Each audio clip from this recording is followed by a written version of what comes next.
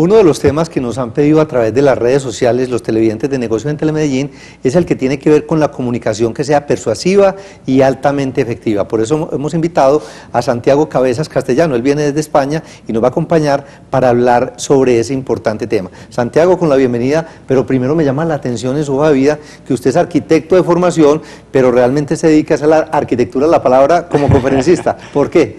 No, bueno, los arquitectos generalmente puede haber dos fases, ¿no? Un poco lo que es el diseño y otra gente que nos hemos dedicado un poquito más a la gestión, ¿no? Sí. Y cuando, justamente, Juan Carlos, cuando gestionas, ¿no? Como bien tú sabes, y todos tus espectadores, realmente también comunicas, ¿no? Y cuando comunicas mejor, las empresas van mejor, evidentemente.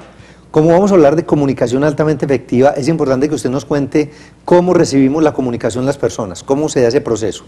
Es que sí, Juan Carlos, la comunicación, el problema de muchas empresas ahora mismo, en este periodo de crisis, porque no olvidemos que la crisis es mundial ahora mismo, lo que pasa es que hay crisis como en España, que también incide económicamente, muchos problemas que tienen las empresas es por un tema de comunicación. Esa comunicación es muy curioso, ¿no? Porque muchas veces las personas pensamos que las empresas pues son decisiones empresariales complicadas y es la comunicación donde se incide en los problemas. Y curiosamente esa pregunta incide porque en la programación neurolingüística, palabreja rara para el que no lo conozca, es que realmente la comunicación, el 55% de la comunicación es el lenguaje corporal, cómo nos movemos, ¿no? Sí. Después está el 38%, que es el tono de voz, el timbre, ¿no? Grueso o fino, ¿no? Y después está solamente el 7%, que son las palabras. Curiosamente, lo que entendemos como palabras como lo más importante, resulta que al final es lo menos importante, Juan Carlos. Santiago, es importante que usted nos cuente un ejemplo práctico, por ejemplo, cuando usted estuvo con un ministro y algo sucedió, porque así nuestros televidentes van a entender la importancia de la corporalidad y esa expresión no verbal, cómo incide en la comunicación. Fíjate, siempre este ejemplo me gusta contarlo en las conferencias, Juan Carlos, porque es muy curioso. La gente latina, la gente española, la gente italiana, la gente de Colombia, ¿no? De Brasil, también, movemos mucho las manos, ¿no? Mientras estoy hablando yo ahora mismo estoy moviendo las manos, ¿no? Pero curiosamente la gente árabe no lo es tanto. Y yo en el 2007 me tocó vivir en Oriente Medio, en Bahrein, ¿no? Que está cerca de Arabia Saudí, Emiratos Árabes, y tuve una reunión con el primer ministro. Y el primer ministro, va uno pues a un protocolo, porque los árabes son pues gente pues con un protocolo muy exclusivo, muy exhaustivo, ¿no? Y es curioso porque era presentar un proyecto en Abu Dhabi, y ese proyecto en Abu Dhabi, lo curioso es que yo empiezo con mi poco, además comento cosas que, el error mío, porque fue un error realmente, Juan Carlos, ¿no? Empezar a hablar con la pantalla del ordenador, como estabas tú al principio del programa, y mover las manos, ¿no? Y articular las manos como buen latino que soy. Qué curioso, fraco error, o sea, craso error. ¿Por qué? Porque realmente la gente árabe, lo de mover mucho las manos, resulta que lo ve como una falta de respeto. Sí. Entonces por eso tienen el sirya, que es una especie de rosario que tienen entre las manos para que si tienen la tendencia a mover las manos, la tengan, digamos, quietas y paradas. Sí.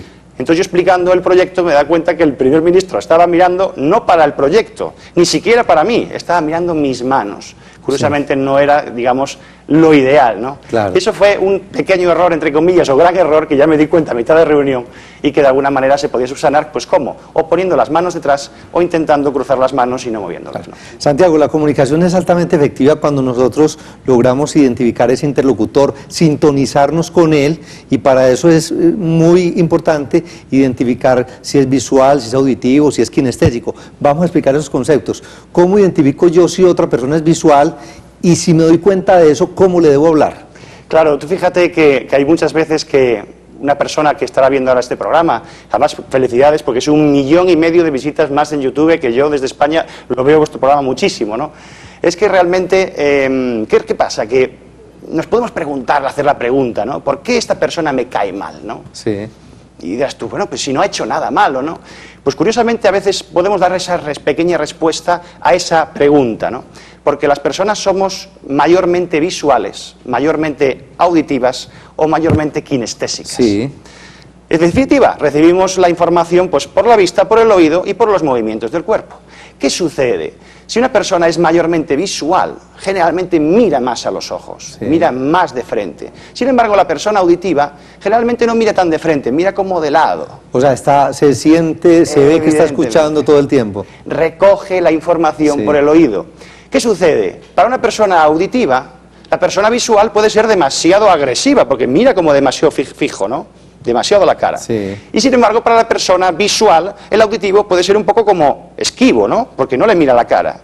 Y eso genera, digamos, una poca conexión, sí, que no implica ninguna desconfianza o que ningún mal pensamiento, significa que realmente somos diferentes. Y después los kinestésicos, pues lo que hacen es que reciben la información por el movimiento del cuerpo. Sí, a veces inclusive, Santiago, es importante contarles a los televidentes que uno puede identificar si la persona es visual, auditiva o kinestésica, inclusive por lo mismo que dicen, venga, muéstreme a ver qué es lo que usted me trae, muéstreme, dígame qué es lo que... El que dice dígame, a ver, yo lo quiero escuchar, o sea, en el mismo lenguaje uno empieza a darse cuenta para uno entrar en sintonía. ¿Y cómo entra uno en sintonía, Santiago? Claro, fíjate que una persona visual dice, he visto el partido, he visto, ¿no? Sí. El auditivo igual te habla de una manera, dice, oye, ayer estaba escuchando, ¿no? Porque utiliza palabras de escuchar, ¿no? Palabras sí, de oír, ¿no?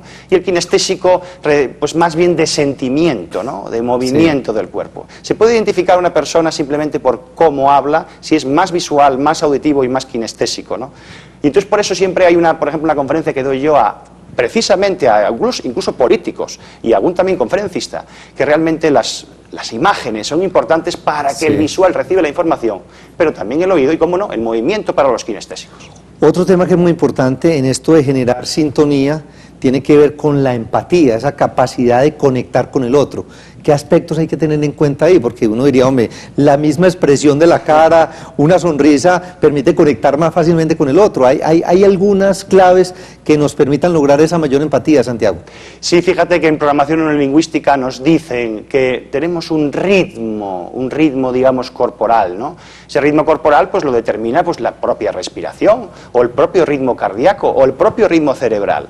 Entonces, ¿qué sucede? Para que dos personas que comuniquen, ahora Juan Carlos, tú estás a un mismo ritmo que yo cuando estamos aquí hablando, sí, porque realmente estamos más o menos a un mismo ritmo. Pero ¿qué sucede cuando una persona igual está excitada o estresada y viene al lado una persona muy relajada, muy tranquila? Pues que realmente no conectan. Para poder conectar, un sencillo truco es que si una persona está muy estresada y una persona está más tranquila, la persona tranquila tiene que subir su pequeño nivel de estrés para sí, cogerle de la manita, bajarlo un poquito más abajo y comunicar.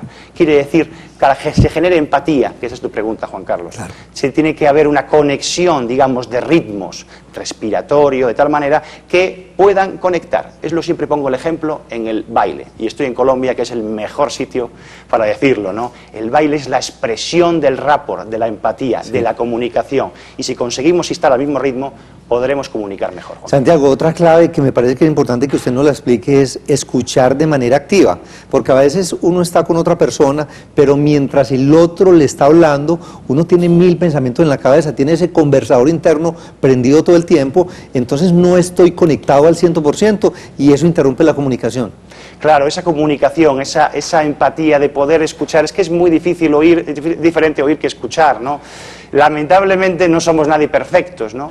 Lo que sí es cierto que es una gran facultad, ¿no? La que tienen, pues, la que tenemos todos, pero unos en gran más medida y otros en menos, que es la de poder coger, digamos, escuchar perfectamente y hilar una conversación. Pensemos que una de las mayores características, y por eso yo creo que tu pregunta, ¿no, Juan Carlos, sí, como experto también que tú eres en estas cosas, una de las mejores características que tiene una persona que genera un buen rapport, una buena empatía, sí, es saber escuchar.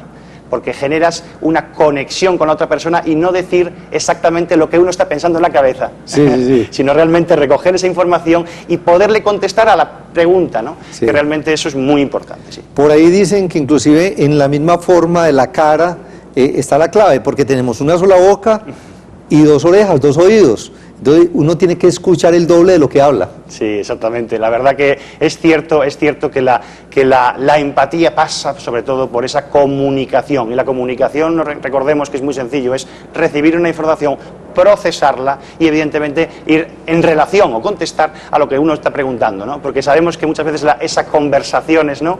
Que parece que lo que llamamos, me imagino que en Colombia se dirá igual, claro, que es diálogo de besugos, ¿no? Que parece que uno está hablando y otro está hablando y no hay esa conexión, ¿no? Sí, Santiago, de verdad que muchísimas gracias por acompañarnos aquí en Negocios y esperamos que siga en la sintonía desde España y desde los países donde está dictando sus conferencias. Gracias, Juan Carlos, y felicitaciones de verdad a ti, a Paola y a todo tu equipo, porque es enhorabuena de verdad, porque es un programa que vemos mucho en España. España y mucho, bueno, no solamente en España, sino en toda Latinoamérica.